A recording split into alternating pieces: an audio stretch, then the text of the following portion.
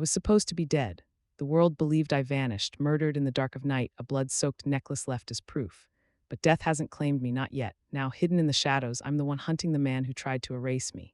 And my daughter, the only one who still believes in me, will help deliver his punishment. My name is Margaret Hale. I spent 60 years building a quiet, graceful life, a loving daughter, a beautiful home, and a marriage that to everyone else looked perfect. But on my birthday, the truth spilled out like blood on diamonds. My husband wanted me gone, and he made sure the world believed he succeeded. But I'm not done living, and I'm sure as hell not done fighting. My name is Margaret Hale. I'm 60 years old, a woman who has spent decades believing in loyalty, marriage, and quiet evenings in suburban America. I used to think that if you worked hard, stayed kind, and protected your family, life would return that goodness to you. But now I know the truth. Sometimes the person lying beside you in bed is the one digging your grave. My daughter, Lily, always believed birthdays should be celebrated loudly, even if age is something we pretend not to notice. She insisted on a small dinner, balloons, and a cake topped with a single glittering 60. I laughed when she placed it down. "You're still the most beautiful woman I know, Mom," she said, and I almost cried. The gift came after dessert, a velvet box tied with a gold. I touched it carefully, feeling oddly nervous. "Open it," she urged. Inside lay the most stunning emerald necklace I had ever seen, deep green gems catching the candlelight like they were alive. "Lily, how?" She cut me off. "Don't worry about that. You deserve something this precious." I hugged her tightly, overwhelmed. It wasn't the necklace that moved me, it was her love. My husband, Charles, smiled too, but something in his eyes felt wrong. Calculation, ownership. That night, I told myself I was imagining it. After all, we'd been married 35 years. He'd always been difficult, but murderous? No, that would be madness. Hours later, I woke to pressure on my wrist, cold metal clamping tight. I opened my eyes to see a stranger's shadow leaning over me in the dark. A sharp chemical smell hit my nose, chloroform. I tried to scream. Nothing. My throat was locked in terror. The world spun into blackness. When consciousness finally returned, I wasn't in my home. I lay on cold cement, throat aching, wrists bound, necklace still around my neck. A single bulb flickered above, and then I saw him standing in the shadows. "Charles." "Why?" I whispered, voice cracking. He smiled like this was all a petty inconvenience. "We both know the money is worth more than you ever were." He snatched the necklace from my throat, the gift my daughter gave with love, and cut my neck just enough to draw blood. I cried out, dizzy. Grabbed the necklace, smeared it in my blood, and dropped it into a bag. "Your death will fix everything, Margaret. The debts, the investigations, Lily will be fine with the insurance payout." He slipped something into my veins, a drug that slowed my pulse, making me appear lifeless. Before darkness swallowed me again, I heard the final betrayal. "I'll make sure they find just enough blood to stop searching." Hours, or maybe days, passed before I woke in a rotting storage room. Pain throbbed deep in my bones. My wrists were free now because he thought I was already dead. But a woman who has lived through betrayal doesn't go quietly. I crawled bleeding until I found a broken glass shard and freed myself fully. Every breath hurt, but the fire inside me burned hotter than fear. I wasn't going to die here, not like this, not at his convenience. I slipped out into the freezing night, hiding behind dumpsters and alley shadows until I found an abandoned phone booth. My hands shook, slick with drying blood as I typed with trembling fingers to Lily, "Find him, make him pay."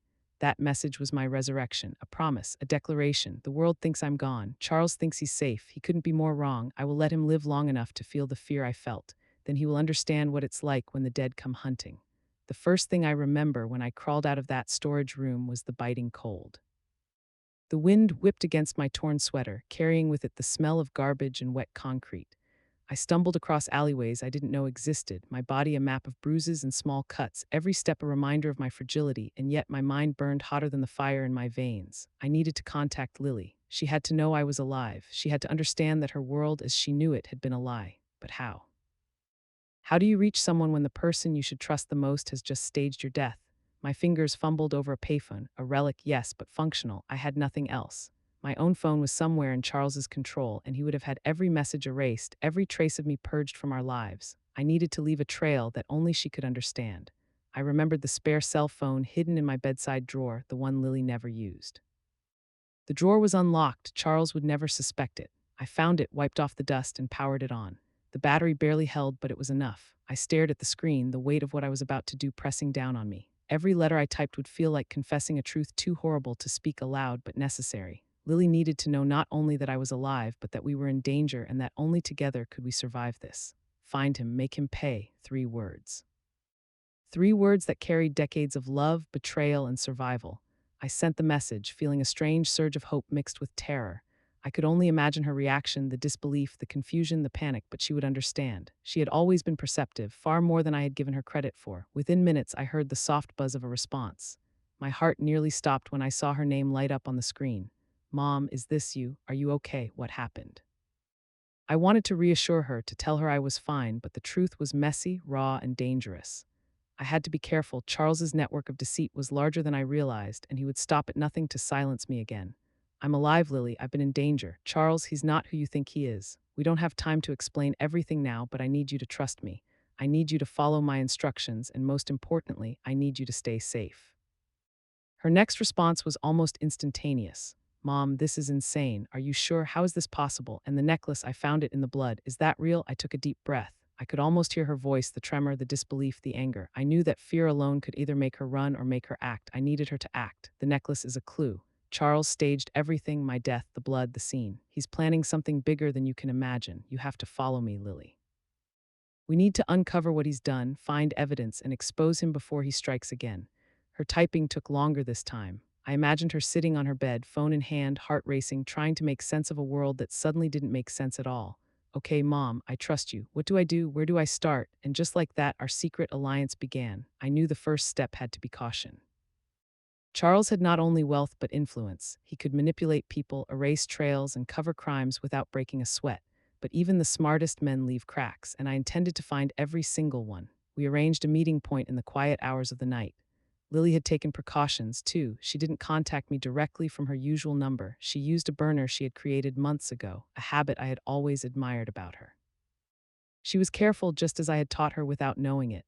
When I finally saw her from a safe distance, standing under a flickering street lamp, I almost fell apart. Her eyes, wide with a mix of fear and determination, mirrored my own. She hadn't screamed. She hadn't panicked. She had prepared. We didn't speak at first. Words were dangerous. Every glance, every subtle gesture was a conversation of its own. I handed her a small notebook I had kept hidden in my clothing, containing every scrap of information I had managed to gather: bills that didn't add up, forged documents, suspicious bank transfers, and most importantly, names. Names of people who had aided Charles in his plan. Lily's eyes widened as she skimmed through the notebook. Mom, this is insane. Why didn't anyone see this before? I shook my head, bitterly amused. Because no one wanted to. That's the thing about men like him. He makes everyone believe the lies are the truth. Everyone but us, Lily, everyone but us. We spent hours that night planning, whispering beneath the cold light of a street lamp, creating strategies, contingencies, escape routes. We both knew the moment we left that spot, the world outside was a predator. Charles was a predator, and we were now the hunters. The first actionable step was infiltration. Charles had a network of accountants, lawyers, and silent partners who facilitated his schemes. If we could get inside, even just a peek at the files he kept hidden, we could expose him. But access was impossible through normal channels. The risk of detection was immediate. I explained to Lily what she needed to know about deception, about reading people, about pretending to be helpless while quietly plotting every move. Charles underestimates women, I told her. He always has. That's his mistake. We will use that against him. Her hands shook as she wrote down the instructions I gave her. I could see the tension in her shoulders, the anxiety bubbling beneath her calm. But I also saw the fire I remembered from her childhood, the same fire that had made her run through thunderstorms to save a stray dog, the same courage that had once defended her in a schoolyard fight. We began our surveillance cautiously. I kept myself in the shadows, testing every move. I learned Charles's patterns, the way he left his mansion late at night, the way his personal assistant answered calls with rehearsed calm, the way his security cameras overlooked certain blind spots. Every night I documented, calculated, and planned. The necklace, the very symbol of my death, became a metaphor for our mission. It was more than a jewel now. It was a reminder of betrayal, survival, and the power of women underestimated. And then came the first breakthrough. A careless accountant had left a folder unattended, a small black folder stamped with Charles's initials. Inside were records of offshore accounts, falsified contracts, and payments to people who were supposed to ensure that my death looked real. Every piece of evidence added clarity to the extent of his greed and the lengths he would go to eliminate anyone in his path. Lily gasped when I handed her the folder. Mom, this is everything. This could ruin him. I nodded, but I knew better than to celebrate. This was just the beginning. We had pieces of a puzzle, yes, but the real challenge was putting it together without being caught. Charles was clever. He anticipated moves, manipulated outcomes, and created contingencies. We would need patience, precision, and nerves of steel. Every message we exchanged, every plan we executed, we did with secrecy. We had to communicate in code, in subtle signals, in notes left in dead drops. The world thought I was dead, and that illusion was our shield. For weeks, we operated in silence, our lives running parallel to the oblivious world around us. The streets buzzed with normalcy, laughter, and business, the perfect cover for predators and prey alike. Every passerby could have been Charles's eyes. Every honk could have been a signal. Yet in that tension, Lily and I found rhythm. By the end of the second week, we had a clear plan. We would expose Charles publicly, but we needed incontrovertible evidence. We would need witnesses, bank records, and perhaps even a confession, and that meant drawing him out, baiting him into his own trap. And so the game began. The mother who was supposed to be dead, the daughter who had refused to be powerless, and the man who had underestimated both of us. He didn't know it yet, but the message from the dead had sparked a fire that would consume everything he had built.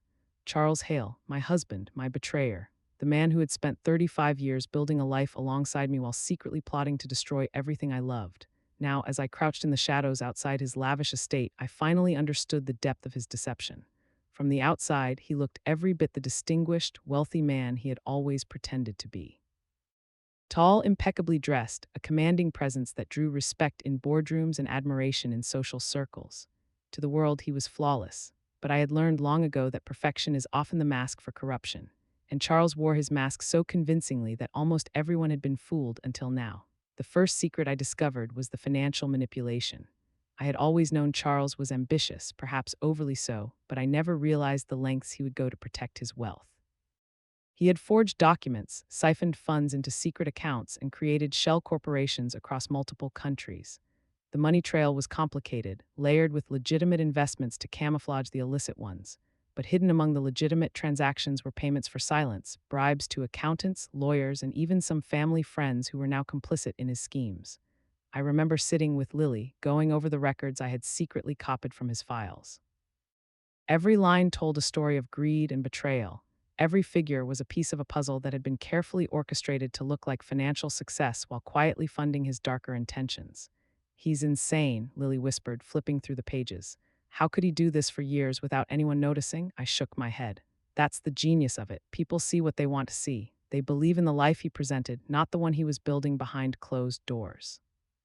But Charles's greed wasn't limited to money. It extended into control over people, over perceptions, over truth itself.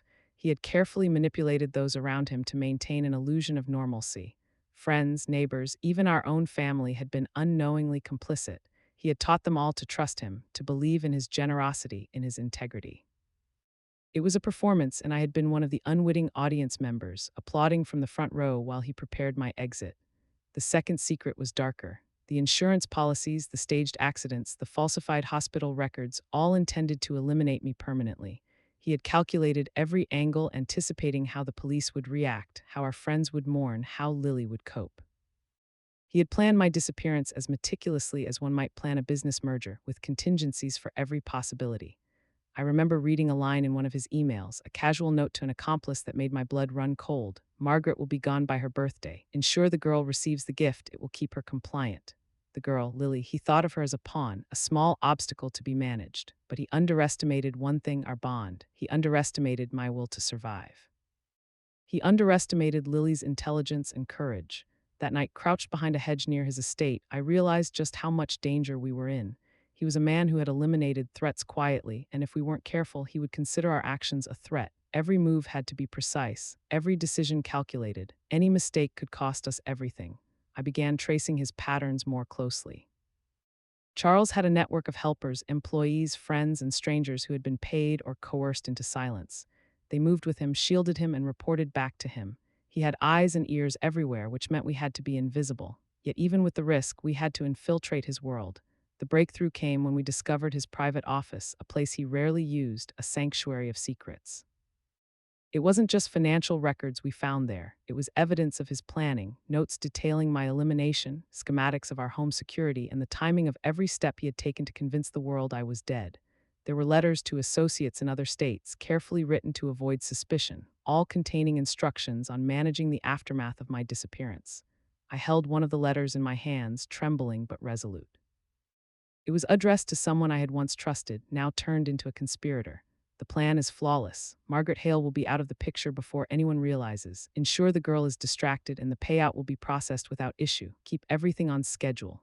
The coldness of his words shocked me. He had plotted my death as if I were a trivial obstacle in a board game. And yet here I was, alive, breathing, and ready to turn his own game against him. Lily and I worked through the night, cataloging everything. Every piece of evidence was carefully photographed, copied, and hidden. I knew we couldn't confront him directly, not yet. He had too much power, too many resources, and a mind capable of predicting nearly every move. We needed a strategy that would make him reveal himself without realizing we were orchestrating the trap. I explained to Lily how to use the evidence we had collected. We're not just exposing him, I told her. We're controlling the narrative. We lead him into thinking he's in command, and then we pull the rug out from under him. But we do it carefully. Precision is everything. As we delved deeper, I began understanding just how isolated I had been in my marriage. Charles had created a world in which I was dependent, unaware of the financial and personal manipulations around me. It was a gilded cage, carefully designed to appear loving while concealing his obsession with control and power. And now, years later, that cage had been shattered. I also discovered the psychological games he had played. There were logs of conversations, recordings of interactions, and notes detailing the way he had manipulated my emotions. He knew how to provoke fear, guilt, and submission. He knew how to make me question my own judgment. For decades, he had been shaping me, controlling me subtly, ensuring that I would not resist when the time came. But he had failed to account for one thing: a mother's instinct to survive and protect her child. That instinct had awoken in me fully after my death, and it burned with a ferocity he could never anticipate. The necklace, still hidden safely with us, became more than a symbol. It was a reminder of betrayal, but also of resilience. Every time I looked at it, I remembered the coldness of his betrayal and the warmth of Lily's unwavering belief in me. That duality fueled our resolve. As we pieced together the extent of his secret life, I realized that exposing him would not be simple. He had allies in high places, people who could discredit us or bury the evidence. But every secret had a weak point, every plan a flaw. Our task was to find those flaws, exploit them, and force him into a position where his own greed and arrogance would undo him. In the following days, we meticulously mapped out his movements, contacts, and routines. We infiltrated meetings disguised as delivery personnel, scanned documents left carelessly, and intercepted communications. Every success brought new clarity, and every near discovery heightened our alertness. We learned to anticipate his moves even before he made them. By the end of the month, we had assembled a complete picture of Charles's deadly secret, not just the plan to kill me, but the entire web of manipulation, corruption, and deceit that had defined his life. And as we prepared to move to the next phase, turning the evidence into leverage, I understood fully that confronting him directly was not the goal.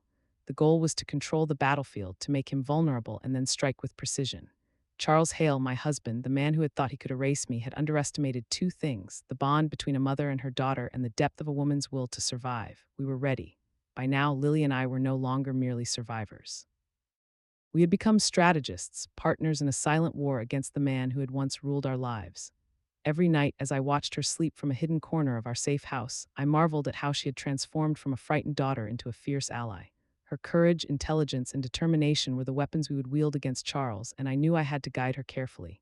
The alliance we had formed was fragile, delicate, and deadly, and it would take every ounce of our cunning to succeed.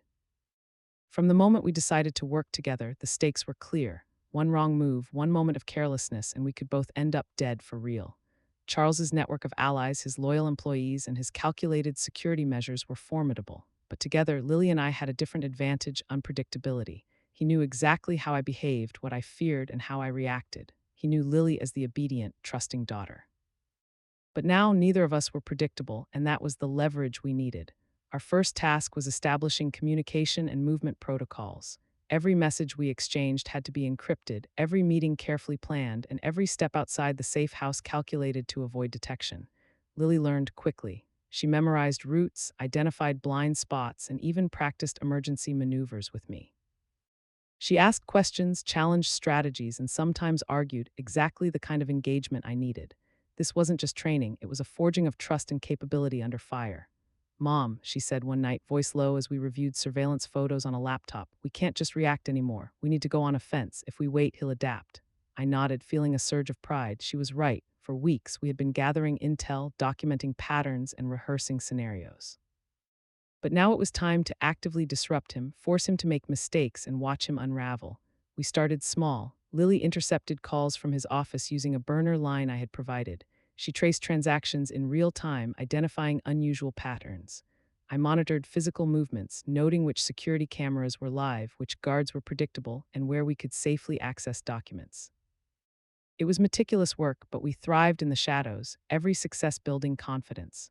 One evening, we infiltrated a private meeting between Charles and one of his corrupt associates, a high powered lawyer who had facilitated his schemes.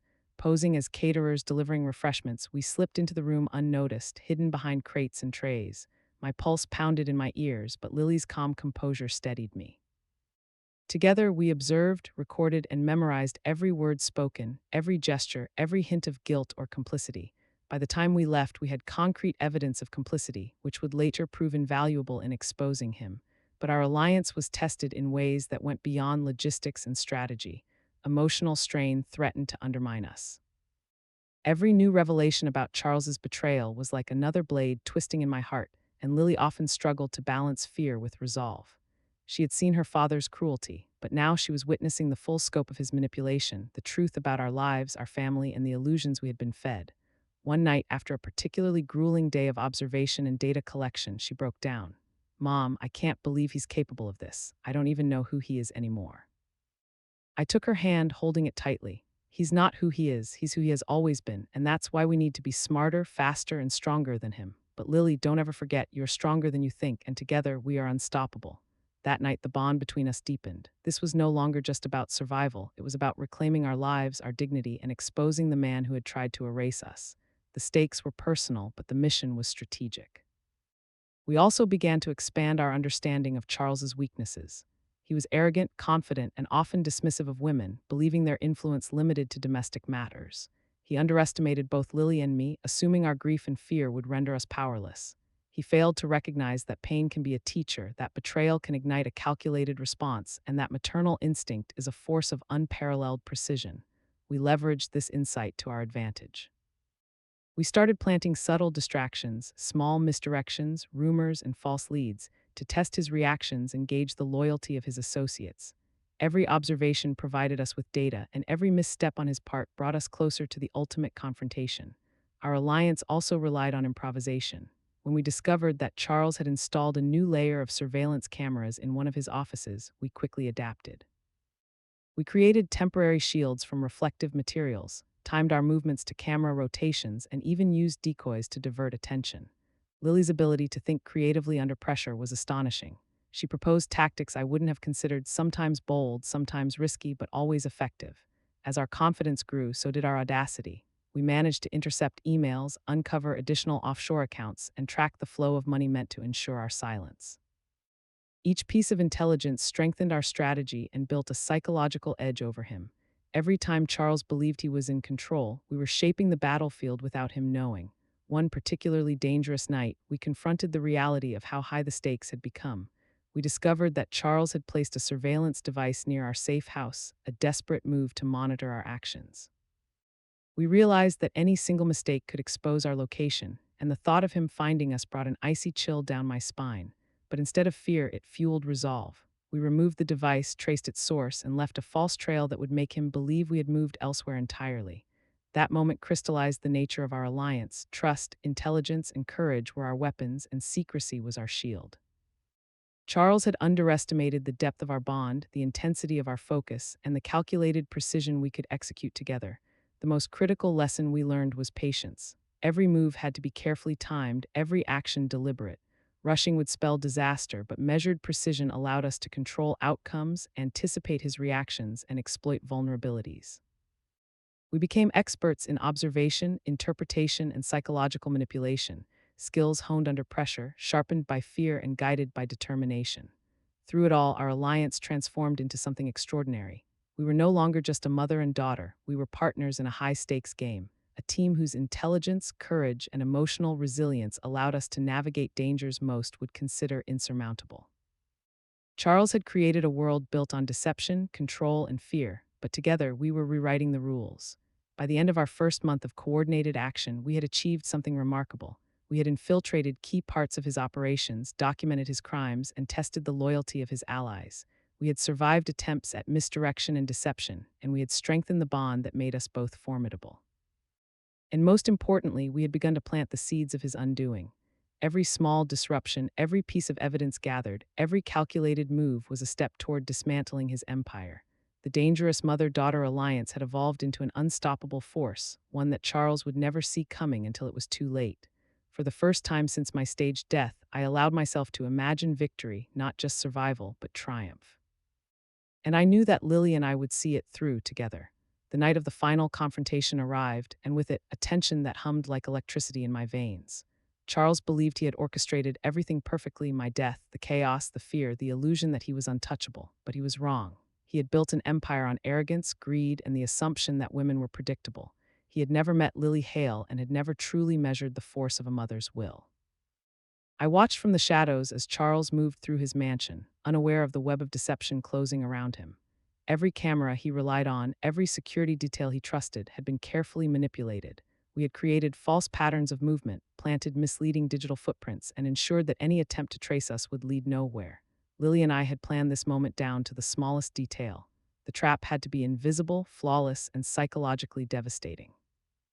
Our goal was not just to expose him, but to make him feel the vulnerability, fear, and betrayal he had imposed on us. This was justice, precise and personal. We lured him into the study, his sanctuary, filled with the symbols of his control: expensive furniture, trophies of success, and screens that displayed every corner of the mansion. He entered alone, believing he was about to finalize a plan we supposedly had no knowledge of. I let him speak first. His voice carried authority and smugness. "Margaret, Lily, I don't know what you're thinking, but you should have stayed gone. You should have let me finish what I started." I stepped into the room from the shadows, my pulse steady, eyes fixed on his. Lily followed, silent, confident. The sight of us together, alive, prepared, and unbroken, hit him like a physical blow. I saw a flicker of panic in his eyes, quickly masked by his habitual arrogance. "You underestimated us, Charles," I said, voice calm but sharp. "You thought your plan was perfect, but nothing is perfect when it's built on lies and cruelty." He laughed nervously. "You, a mother and her daughter, you've done nothing. This is nothing but desperation." I shook my head. "No, this is precision. This is inevitability." We activated the final element of our plan, the evidence. Files, recordings, photographs, everything documenting his fraud, his manipulation, and his attempt on my life was transmitted to multiple sources simultaneously. Key allies, journalists, and legal authorities began receiving encrypted packets, all containing incontrovertible proof of his crimes. Charles lunged toward his desk, fumbling for a secure folder, but every document he tried to access had already been digitally extracted. Panic overtook his face for the first time in decades. His empire, built on intimidation and deceit, was unraveling in real time. "Lily, call it," I whispered. She understood immediately. With one smooth movement, she pressed the final sequence on her phone. Emails, contracts, and videos were sent to every corner of his network, every accomplice, every lawyer, every accountant who had thought they could protect him. I saw his jaw tighten, his breathing quicken. The man who had believed himself untouchable now realized his vulnerability. Every attempt to manipulate, bribe, or intimidate was futile. His wealth and power could not save him from the truth. "You think this is over?" he spat, his voice breaking. "I can destroy you, I can," but his words fell flat. His world was collapsing around him. Calls rang unanswered, messages bounced. His loyal allies began calling, panicked, as the evidence spread. He realized the betrayal, the exposure, and the inevitability. I advanced toward him, calm, resolute, a lifetime of hurt and fear distilled into a single purpose. "This is over, Charles. You chose this path. You chose cruelty, manipulation, and murder, and now the truth is here to claim its due." He staggered back, eyes darting, sweat beading his forehead. I could see the calculation, the desperate plotting, but there was nowhere left to hide. At that moment, Lily stepped forward, her presence commanding. "You underestimated us," she said, voice steady and unyielding. "You thought we were weak. You thought our bond could be broken. You were wrong, and now everyone will see what you truly are." Charles fell silent, realizing the full scale of our operation. He had built an empire on lies, but we had exposed it piece by piece, meticulously and strategically. Every network, every account, every ally who had once supported him was now compromised. We left him in the study, surrounded by the crumbling remnants of his control. He was alive, but powerless, stripped of his illusions of dominance. The police and legal authorities were already en route, informed and ready. There was no escape, no clever maneuver that could salvage his empire. As Lily and I walked out together, I felt a weight lift off my shoulders. This was not just survival, this was triumph. The mother-daughter alliance we had forged through fear, pain, and determination had prevailed. Outside, the night was quiet. The city slept, oblivious to the battle that had taken place in a single mansion.